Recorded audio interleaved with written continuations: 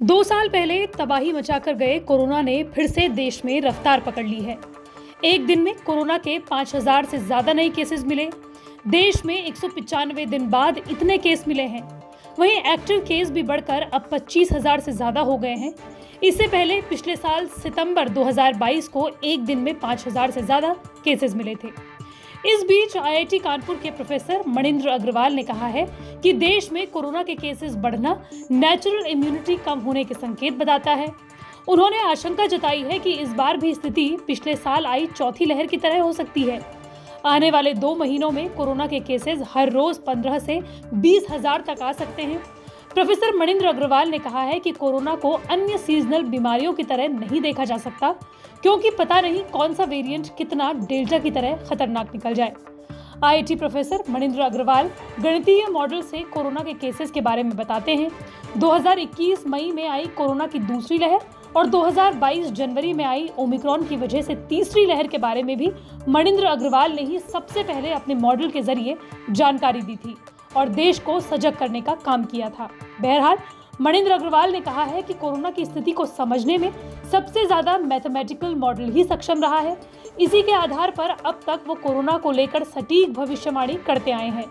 उन्होंने ये भी कहा है कि अब तक उन्हें अपने इस मॉडल का इस्तेमाल करने की जरूरत फिलहाल महसूस नहीं हुई, लेकिन उन्होंने ये कहा कि अभी तक इतने केसेस नहीं आए हैं कि उनका मॉडल इसे कैप्चर कर पाए। आज तक न्यूज से बात करते हुए मणिंद्र अग्रवाल कहते हैं कि जब तक हर रोज 10,000 केसेस नहीं आते तब तक मॉडल इसे कैप्चर नहीं कर सकता।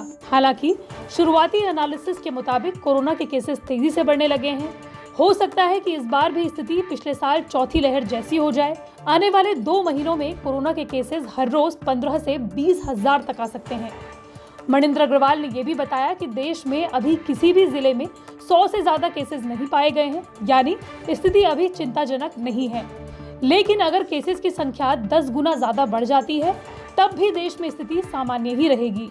ये एक तरीके का फ्लू है। उन्होंने कहा कि देश में केसेस बढ़ना नेचुरल इम्यूनिटी कम होने का संकेत बताता है। प्रोफेसर अग्रवाल के मुताबिक जब तक वायरस से लोग संक्रमित होंगे तभी उससे लड़ने के लिए एंटीबॉडी शरीर में होंगी और वही नेचुरल इम्यूनिटी को बढ़ाएगा।